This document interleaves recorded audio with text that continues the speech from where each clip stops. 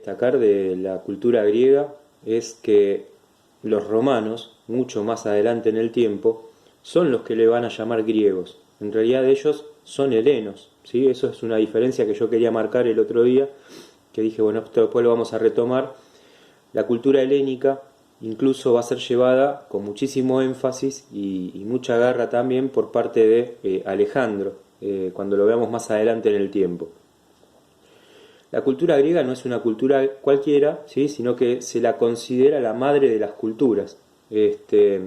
Por otro lado, de la cultura occidental, ¿no? Por otro lado, también vale la pena aclarar que desde Creta, una de las cuestiones más interesantes que tenía esta cultura era algo que gira en torno a lo nacional, ¿sí? Que algún día lo tenemos que debatir mucho más ampliamente, ¿no? ¿Qué es el sentir nacional?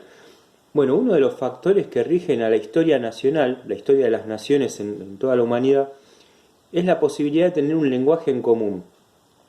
Hasta el momento que nosotros venimos analizando con el caso de Mesopotamia, por ejemplo, vamos desarrollando diferentes tipos de lenguajes. Hay una cuestión, un sentir que sucede ahí en Creta, que tiene que ver con los dialectos. Si bien los reinos que se van formando tienen algún tipo de dialecto distinto, hay uno que los une en común, ¿sí? Entonces, la manera en que se pueden intercomunicar les permite justamente la posibilidad de llevar adelante una comunicación más fluida, valga la redundancia. Esta Grecia, ¿sí? y Creta, que es lo que nosotros vamos a ver, Grecia está rodeada por el mar Egeo y el mar Mediterráneo. El mar Mediterráneo sabemos que se va a transformar en un eje comercial muy importante, y el Egeo también. Por eso decíamos, bueno, como gran punto de referencia de Creta, ¿sí? De la cultura micénica sobre todo, que es lo que nosotros estamos viendo, 2500 años antes de Cristo, acuérdense en la línea de tiempo, esto que nosotros estamos viendo como punto comercial tiene que ver con los mares. Por eso hablábamos el otro día de cómo se relaciona con la fuerza que adquiere la flota en Grecia, ¿no? En esta Creta que nosotros empezamos a ver. Y otro punto de referencia en la cartografía es que Grecia está, la isla de Creta, mejor dicho, que es lo que estamos analizando, está hacia el sur, en la Grecia insular, ¿no? Entonces, este desarrollo insular de la antigua Grecia, o mejor dicho, la Grecia micénica, cultura micénica que estamos viendo, este punto de referencia tiene que ver también con el inicio de lo que va a ser la irradiación al resto del mapa, ¿no? Del mapa griego. Irradiación es cuando algo se expande, ¿sí? Cuando alguna idea se expande, cuando alguna cultura se expande, bueno, eso es lo que va a suceder.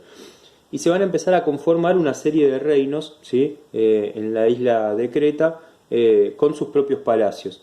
Uno de los más reconocidos es el Palacio de Cnosos, que ahora lo vamos a charlar un poquito, que es el que logra de alguna manera amalgamar más poder, ¿no? Cuando hablamos de esta cultura cretense, minoica, sí hay que recordar que también su forma de estructural, ¿sí? Tiene que ver justamente con el desarrollo de lo que va a ser la posterior Grecia, que tiene que ver con estos reinos que se van volviendo más independientes. Por eso decía recién, algo que tiene que ver con el dialecto, pero hay un idioma, hay un lenguaje que las une a todas en una situación bastante particular, se pueden comunicar, ¿sí? Así es como después van a surgir Esparta, Grecia, Atenas, Beocia, ¿sí? Todas van a tener sus propios reinos, pero con algo que las va a unificar en común, ¿no? Después incluso vamos a ver qué pasa con Atenas y Esparta, que es muy particular y muy interesante. Otros palacios que van a estar alrededor ahí de lo que es Cnosos, ¿sí?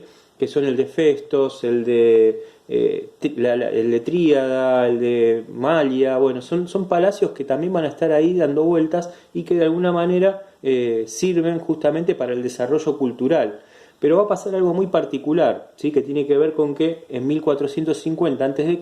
los aqueos, como habíamos visto la otra vez, no solamente ellos, ¿no? Después en lo posterior los jonios y los eolios van a tomar la isla de Creta. Entonces comienza un periodo en donde ahí se empiezan a conformar los otros reinos que yo nombraba antes. Por ejemplo, van a formar Atenas, ¿sí? Se va a formar Esparta, Beocia, que yo lo había nombrado antes. Bueno, eso tiene que ver justamente con estos indoeuropeos, que así les vamos a llamar, como voy a repetir de nuevo, a los aqueos, jonios y eolios, los vamos a llamar los indoeuropeos porque vienen desde otro lado, no son nacidos de la misma Grecia, ¿sí? En sí misma, porque acá nos estamos abocando a la cultura micénica en esta isla de Creta, ¿sí? Recuerden el mapa, que está hacia el sur y abajo de todo, ¿sí?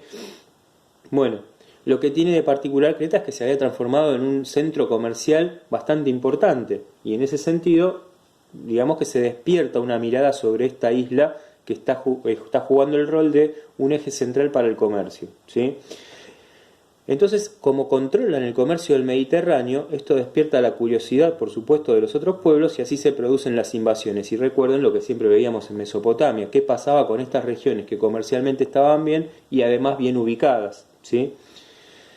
El sistema de escritura que desarrollan también es bastante particular, al igual que el lenguaje. Entonces yo ya les estoy nombrando dos cuestiones. El sistema de escritura que va a ser reconocido arqueológicamente hablando como lineal A. Esto está bueno que lo sepan, ¿sí? Porque en algún momento cuando evaluemos las escrituras vamos a hablar de lineal A, lineal B. Entonces, para que vayan adquiriendo un poco el sentido de los nombres que responden a la figura arqueológica, ¿no?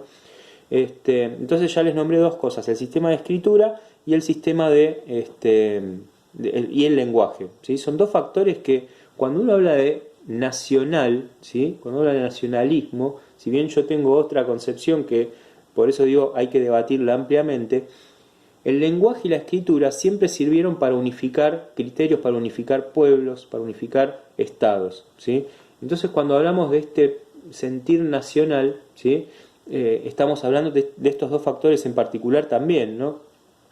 Que muchas veces, si uno se pone a pensar, son restrictivos para otros pueblos, ¿no? En este caso, desarrollan sus propios dialectos y se comunican mediante un lenguaje en particular.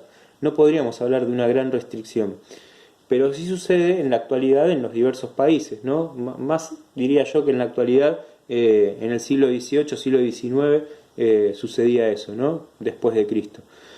Ya eso lo verán y tendrán tiempo.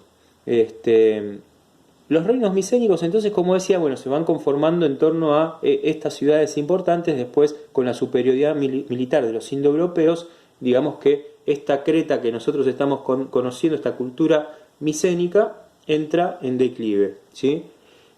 Y con el terremoto que va a terminar por destruir el palacio de Noxos, ahí es donde definitivamente se pierde un poco lo que es el predominio de esta cultura cretense, ¿sí? O micénica, como también le vamos a llamar, ¿sí? Esto tiene que ver con la preponderancia que toma la ciudad de Micenas también, ¿sí? Que después también creo que fue uno de los reinos más poderosos. No sé si me estoy equivocando en decirlo, pero me parece que a mi parecer, ¿no? Después de los análisis y diversas cuestiones, Micenas fue uno de los reinos más poderosos, ¿sí? Y después surge Atenas, que es quien le hace un poco más de sombra, ¿no? Bueno, el reino micénico va a estar compuesto por reyes y funcionarios, ¿sí? Por debajo del pueblo. Como venimos viendo también en la pirámide estructural y social no cambia demasiado, ¿sí? Vamos a tener la preponderancia de los santuarios y templos, van a ser politeístas, el rol de los dioses es fundamental y no es de la misma manera que sucede en Egipto, ¿sí? Por ejemplo, porque acá yo decía, bueno, acá predomina, ¿sí? Una cuestión un poco más humana, ¿sí? Egipto quizás estaba más abocado a lo terrenal de los dioses y su faraón incluso. En el caso de los griegos, la pregunta del por qué y el para qué está siempre latente, ¿no? Como algo filosófico, y después vamos a ver algunos filósofos también, ¿sí? También cada reino contaba con un grupo de guerreros, ¿sí? Que esto también es muy importante destacarlo porque este grupo de guerreros justamente implica la preponderancia también del sistema de las guerras, ¿no? Lo que les iba a leer, ¿sí? Como para ir dándole una vuelta de tuerca, es lo que tiene que ver justamente con el palacio de Cnosos. Durante mucho tiempo y las excavaciones que se hicieron retomaron una idea, ¿sí? Del mito, el mito del Minotauro. Se dice que el palacio de Cnosos, por los análisis que se realizaron, cumple o tuvo la función, ¿sí? De tener una forma laberíntica que en realidad hace mención a lo que es esta leyenda del Minotauro que decía recién. Pareciera ser, digo, porque en las excavaciones no se llega a determinar muy bien el espacio laberíntico, pero en realidad, bueno, si uno tiene en cuenta el mito, las cosas que cuenta este mito, Y la preponderancia del palacio de Cnosos, estamos hablando entonces de la probable leyenda, ¿sí? Pero también la comprobable realidad, ¿sí? De lo que sucedió en Cnosos. Que hoy en la actualidad está entre las calles Heraclión, ¿sí? Ahí en la capital de Creta. Bueno, acá lo que yo decía recién, ¿sí? Es que esta cultura en concreto está ligada, ¿sí? a uno de los más célebres mitos griegos que tiene que ver justamente con el del Minotauro. A leer, ¿no? La leyenda del rey de Minos, ¿sí? El rey de Minos es justamente por Minotauro, de ahí viene la cuestión. Minos fue un rey legendario de la isla de Creta, esto es parte de la relación que se hace, y de la cual deriva el nombre de la civilización minoica, ¿sí? Aún existen misterios alrededor de este personaje. En primer lugar, debemos comentar algunos interrogantes que no fueron resueltos, ¿sí? No se sabe con exactitud si Minos es un nombre personal o si era la palabra cretense para el título de rey, e incluso es posible que hayan existido dos reyes con el nombre de Minos. El primer rey Minos era hijo de Zeus y Europa, ¿sí? Dos dioses fundamentales para la historia de Grecia. Era un rey justo y tan respetuoso con los dioses que estos lo nombraron juez del tribunal de Edes. Junto a su hermano Radamantis, el rey de Égina, llamado Éaco, su hermanastro. El segundo Minos habría sido su nieto, hijo de Licasto e Idea, que lo llamaron de ese modo en honor a su abuelo. Este Minos fue el responsable de la construcción del laberinto de Minotauro, el mito de Dédalo e Ícaro, de Teseo y Ariadna, etc. Entonces ahí se cuenta cómo de alguna manera no solamente el Minotauro, sino el resto de los mitos griegos, también de los mitos famosos griegos, fueron construidos en esta etapa. Los mitos se construyen, ¿sí? Esto es algo que hay que decir también, ¿no? Los mitos se construyen de acuerdo a las necesidades también de o un Estado o una construcción social, de acuerdo a las necesidades que tenga ese espacio en particular. También en algún momento estaría bueno debatirlo, ¿no? Cómo se van construyendo los mitos, los próceres, las figuras, ¿sí? Importantes, ¿para qué? ¿Por qué? Justamente estas preguntas, ¿no? Siempre todo tiene una referencia. Como rey de Creta vivía en el palacio de Cnosos, ¿sí? Que nosotros venimos nombrando, por 9 años, y luego se retiraba un tiempo a una cueva sagrada donde recibía instrucciones de Zeus para gobernar la isla. A Minos se le deben las magníficas constituciones cretenses y el gran desarrollo económico y social que gozaron los minoicos. Por eso podemos suponer que haya vivido durante el denominado periodo minoico medio tercero, que es lo que nosotros venimos analizando hasta ahora, 1750, pero en este caso hasta 1580 a.C.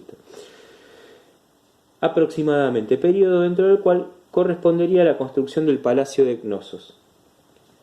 Junto a su esposa, Pasífae, Minos tuvo varios hijos, entre ellos Ariadna, Fedra y Glauco. El Minotauro también fue su hijo, aunque no biológico, pues Pasífae fue quien se enamoró del toro blanco que el rey conservó en lugar de sacrificar para Poseidón y quedó encinta del mítico hombre toro antropófago. ¿Sí? Acá hago un punto. Quiere decir que la mujer de Minos, ¿sí? Se enamora de un toro blanco que el rey había salvado, ¿sí? En vez de sacrificarlo en nombre de Poseidón, ¿sí? Bueno, termina engañando a su marido con el toro blanco, ¿sí? Y de ahí sale este Minotauro, ¿sí? Que es un hijo más bien de su mujer que de él, ¿sí? Que del rey Minos. Minos, avergonzado y furioso, mandó a Dédalo a construir un laberinto para encerrar al Minotauro y encarceló al arquitecto y a su hijo Ícaro en una torre de la que luego se escaparon. Supongo la encarcelación tiene que ver con no van a contar cómo se sale del laberinto. Se cree que Minos murió en Sicilia mientras perseguía a Dédalo. Fue asesinado por las hijas de Cócalo, rey de Agrigento, que vertieron agua hirviendo sobre él mientras tomando un baño. Sus restos fueron devueltos a los cretenses, quienes los pusieron en un sarcófago que decía tumba de Minos, el hijo de Zeus, ¿sí? La referencia nuevamente al dios.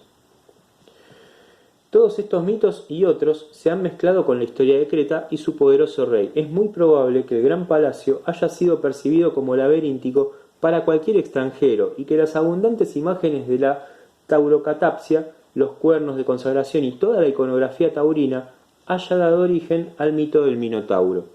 En las antiguas monedas cretenses aparece la imagen de Minos, un hombre barbado con una diadema y el cabello rizado, muy similar a la tradicional efigie de Zeus. Esas vasijas pintadas y relieves en sarcófagos también aparece junto a Eaco y Radamantis, o bien con el Minotauro y Teseo. Bueno, esta es un poco la historia del Minotauro, ¿sí? Y el triste final, si se quiere, del rey Minos, ¿sí? Capaz de tener un gran poder, pero evidentemente en la leyenda que terminó circulando, o en el mito que terminó teniendo poder, ¿sí? Su vida no fue tan sencilla. ¿A qué vamos con esto? Bueno, los mitos son una gran representación de la cultura griega. Acá estamos hablando de la mezcla entre la realidad y lo mítico, ¿sí? La pregunta es ¿por qué y para qué? Bueno, acá tiene una explicación también de lo que es la arqueología, ¿no? Lo que es el buscar, el investigar y llegar a conclusiones que tienen que ver justamente con esta, ¿no? La posibilidad de que esa realidad haya sido otra, por supuesto, y no la del mito, ¿sí? El mito está contando algo, que en lo cual tienen que ver los dioses. La realidad pareciera ser que, ante la llegada de los extranjeros, este palacio justamente tenía esta especie de zona laberíntica con el objetivo de restringir un poco la sencillez del acceso, ¿sí? Bueno, les mando un saludo y retomamos la próxima.